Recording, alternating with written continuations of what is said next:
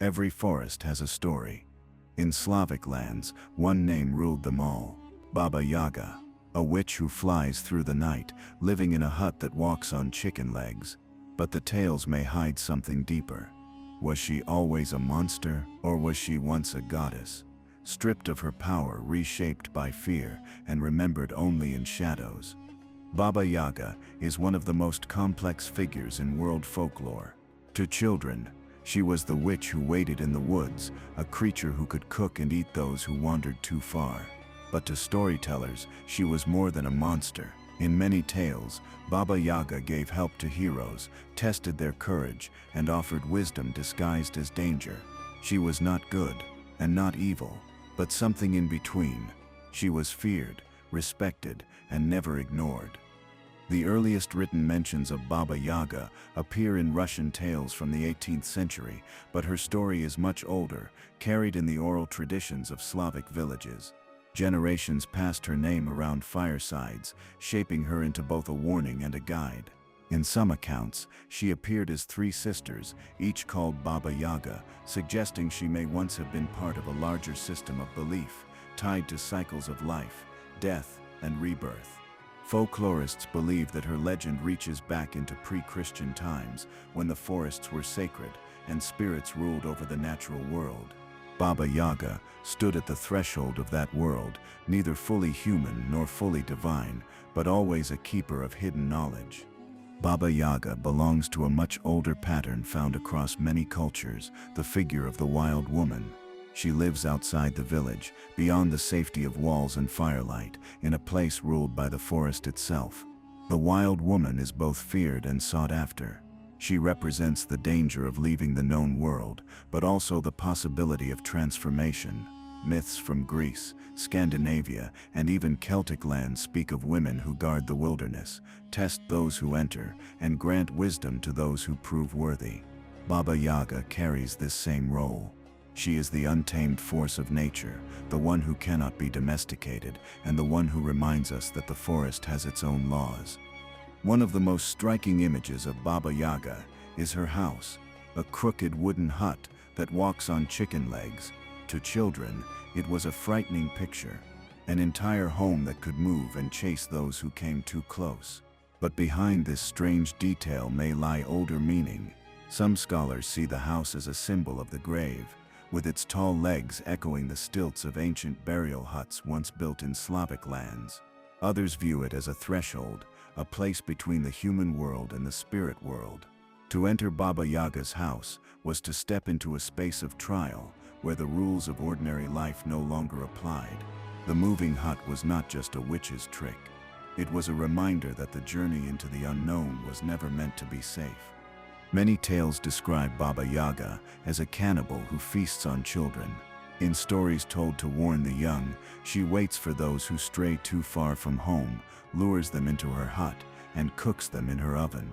These frightening images were powerful lessons meant to keep children from wandering into the forest alone. But they also reflect deeper fears. The forest was a place of real danger, wild animals, hunger, and the risk of being lost forever. By turning those dangers into the figure of Baba Yaga, communities gave the unknown a face. The cannibal witch was less about evil itself, and more about survival. She stood as a warning: the forest does not forgive carelessness. Not all scholars see Baba Yaga as only a witch. Some believe she may once have been a goddess, remembered in fragments through folk tales. Her connection to life, death, and rebirth points to older traditions of earth deities who ruled over fertility and the cycles of nature. In certain stories, she does not harm the hero, but offers wisdom or magical gifts. These roles resemble the functions of mother goddesses who stood as protectors and guides. Over time, as new religions spread and older beliefs were pushed aside, figures like Baba Yaga were reshaped. What was once divine became dangerous. What was once worshipped became feared. In this view, Baba Yaga is not only a witch of the forest, she is a goddess in exile. As Christianity spread through Eastern Europe, many older pagan traditions were transformed. Gods and goddesses who once symbolized fertility, wisdom, or nature were reimagined as demons, witches, and spirits to be feared. Baba Yaga was one of them. Her powers, once tied to cycles of life and death, were recast as dark and dangerous. Church teachings warned against forest spirits and condemned rituals connected to them. Over time, stories of Baba Yaga became harsher. She was no longer a wise guardian at the edge of the forest. She was a child-eating witch, a symbol of chaos and sin.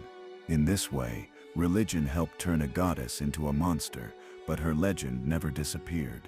It lived on in whispers, stories, and fireside tales, refusing to be erased. What makes Baba Yaga unique is that she is never just one thing. In some tales, she is the villain who threatens to eat the hero. In others, she becomes a helper, offering advice, magical tools, or the knowledge needed to complete a quest. But her help always comes with a test. She demands respect, cleverness, or bravery, and punishes those who fail. This dual nature makes her more than a simple monster. She reflects the forest itself, dangerous and unforgiving, yet also full of resources for those who know how to survive. To meet Baba Yaga in a story is to be forced to grow, to prove your worth, and to discover strength you did not know you had. Baba Yaga may be unique to Slavic folklore, but she shares traits with powerful figures from other traditions.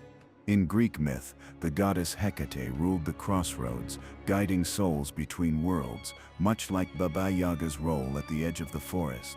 In Norse stories, wise women called vulvas practiced magic and prophecy, living apart from society, feared and respected at the same time. Celtic myths tell of the Cailleach, an ancient hag who shaped the land and commanded storms.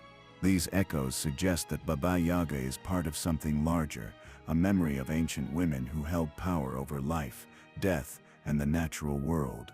Her story may be local, but the pattern is global. Today, Baba Yaga remains one of the most recognizable figures in folklore. She appears in children's books, movies, and modern stories, often reshaped but never forgotten. Part witch, part goddess, she has survived centuries of change, carrying pieces of the old world into the present. To some, she is only a fairy tale monster. To others, she is a symbol of feminine power, independence, and the untamed spirit of nature. Her image still unsettles because it cannot be neatly defined. She is terrifying, but also wise, destructive yet protective. Baba Yaga endures because she is more than a story. She is a question left to every generation. Is she a monster we fear, or a goddess we once revered?